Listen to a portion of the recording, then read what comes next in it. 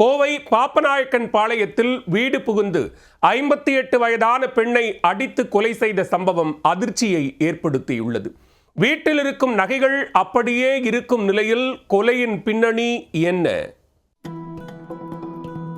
கோவை பாப்பநாயக்கன் பாளையம் கருப்புக்கால் தோட்டத்தை சேர்ந்தவர் 58 வயதான சாந்தி.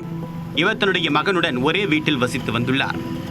மகன் தனியார் நிறுவனத்தில் வேலை செய்யக்கூடிய நிலையில் சாந்தியும் வீட்டு வேலை செய்து வந்தார்.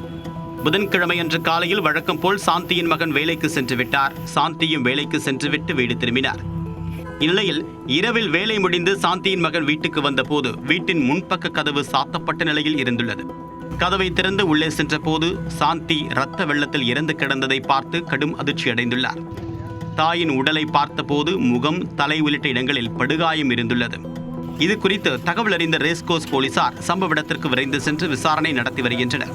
சாந்தியின் உடலை மீட்டு உடற்கூறு ஆய்வுக்காக கோவை அரசு மருத்துவமனைக்கு அனுப்பி வைத்தனர். சம்பவ இடத்திற்கு கைரேகை நிபுணர்கள் மற்றும் மோப்பநாய் வரவழைக்கப்பட்டது. சம்பவம் நடைபெற்ற வீட்டிலிருந்து மோப்பம் பிடித்தபடி சிறிது தூரம் மோப்பநாய் ஓடியதுடன் மீண்டும் அங்கு திரும்பியது. யாரையும் கவ்விப்பிடிக்கவில்லை. சாந்தியை கொலை செய்தது யார் என்பது இன்னும் தெரியவில்லை. சாந்தி அணிந்திருந்த நகைகள் மற்றும் வீட்டிலிருந்த பணம் எதுவும் கொள்ளையடிக்கப்படாததால் கொள்ளையடிக்கக்கூடிய நோக்கத்தில் கொலை நடைபெறவில்லை என்று போலீசார் தெரிவித்துள்ளனர்.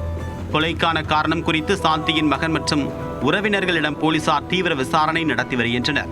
சம்பவ இடத்தில் அருகில் இருக்கக்கூடிய சிசிடிவி காட்சிகளை போலீசார் கைப்பற்றி ஆய்வு நடத்தி வருகின்றனர். வீட்டில் தனியாக இருந்த 58 வயதான பெண் அடித்து கொலை செய்யப்பட்ட சம்பவம் அந்த பகுதி மக்களிடம் அச்சத்தை ஏற்படுத்தியுள்ளது.